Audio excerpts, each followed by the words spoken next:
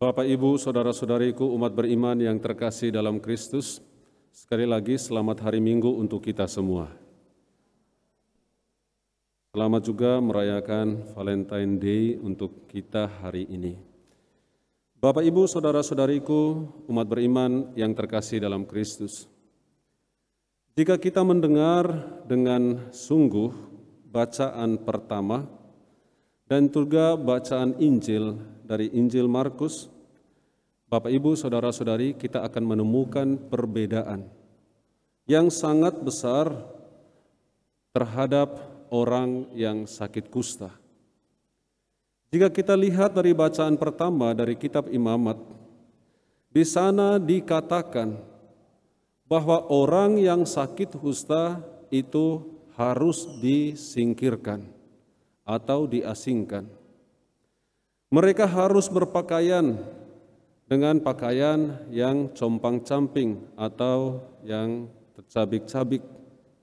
Mereka juga dilarang untuk tidak boleh merapikan rambutnya. Rambutnya dibiarkan tergerai, dan bahkan kepada mereka diminta untuk menaburkan abu di atas kepalanya.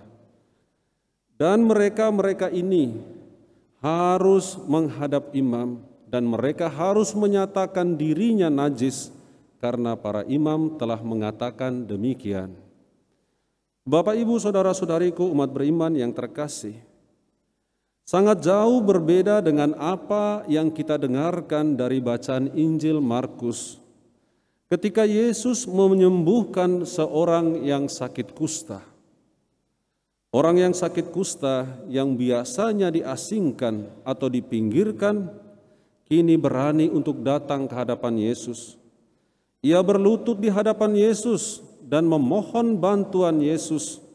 Dan ia katakan, "Kalau engkau mau, engkau bisa menyembuhkan aku." Dan Yesus melakukan apa yang diharapkan atau diminta oleh orang yang sakit kusta ini. Tidak seperti Imam Harun dan imam-imam lainnya pada masa-masa sebelum Yesus. Bapak, Ibu, saudara-saudari, Yesus tidak hanya menyambut dengan kata-kata terhadap orang yang sakit kusta ini, tetapi juga ia bahkan menyentuh orang yang sakit kusta ini dan mengatakan, "Engkau sembuh, engkau tahir." Nah, Bapak, Ibu, saudara-saudariku, umat beriman yang terkasih, perlakuan yang berbeda terhadap orang yang mengalami penyakit yang sama, yang sebelumnya oleh para imam-imam dan juga termasuk Harun, dan selanjutnya oleh Yesus, kira-kira apa penyebabnya? Dan rupa-rupanya, Bapak, Ibu, saudara-saudari, hanya karena satu alasan saja, karena belas kasih, karena cinta kasih, karena kasih sayang. Itulah yang menggerakkan Yesus untuk berani menentang, bahkan melawan aturan yang sebelumnya sudah berlangsung sekian lama dalam kehidupan masyarakat Yahudi. Bapak, Ibu, saudara-saudariku, umat beriman yang terkasih, hari ini orang-orang merayakan hari Valentine. Orang bilang hari apa? Kasih sayang. Ada sekian banyak hal yang bisa dilakukan dan mungkin sudah dilakukan untuk menyatakan atau mengungkapkan kasih sayang satu dengan yang lain. Ada yang memberikan coklat, ada juga yang mungkin berbagi kado, bertukar kado, bingkisan, dan lain-lain. Tetapi Bapak, Ibu, saudara-saudariku, umat beriman yang terkasih, seringkali ini hanya sebatas hari ini, sebatas dengan apa yang dilakukan.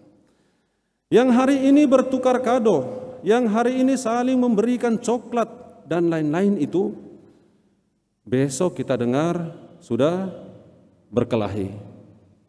Lusa kita dengar sudah putus hubungan. Tahun depan kita dengar, wah, mereka tidak bisa lagi jalan sama-sama. Mereka sudah pecah kongsi katanya. Satu ke sana, satu ke sini, tidak bisa lagi bersama. Mereka sudah tercerai-berai satu dengan yang lain. Mereka berkelahi dan lain-lain. Bapak, Ibu, saudara-saudariku umat beriman yang terkasih dalam Kristus. Marilah kita belajar dari Kristus sendiri. Ia tetap bertahan dalam apa yang Ia pilih untuk Ia lakukan, berangkat dari satu alasan, yaitu belas kasih, cinta kasih, kasih sayang. Karena itulah perintah dan hukum yang paling utama dan pertama, dan itu Ia sampaikan kepada kita para pengikutnya. Kita semua yang menyatakan diri sebagai orang-orang Kristen, pengikut-pengikut Kristus, mempunyai tugas dan panggilan yang sama seperti yang Yesus lakukan. Sekalipun bahkan kadang-kadang kita harus menabrak aturan, kita harus melakukan sesuatu yang bertentangan dengan tata tertib dan lain-lain, demi kasih sayang, belas kasih, cinta kasih. Bapak, Ibu, saudara-saudari umat beriman yang terkasih, semoga pesan-pesan sabda Tuhan hari ini menguatkan kita untuk terus berbuat kasih dalam kehidupan kita sehari-hari. Sekalipun mungkin akhirnya kita dibilang begini, dibilang begitu, jangan ambil pusing. Buat saja yang baik, lakukan segala sesuatu untuk menyatakan cinta kasih dan belas kasih kita kepada orang-orang di sekitar kita. Jangan takut. Tuhan yang tahu, Tuhan yang melihat apa yang kita lakukan, apa yang ada dalam pikiran dan hati kita. Amin.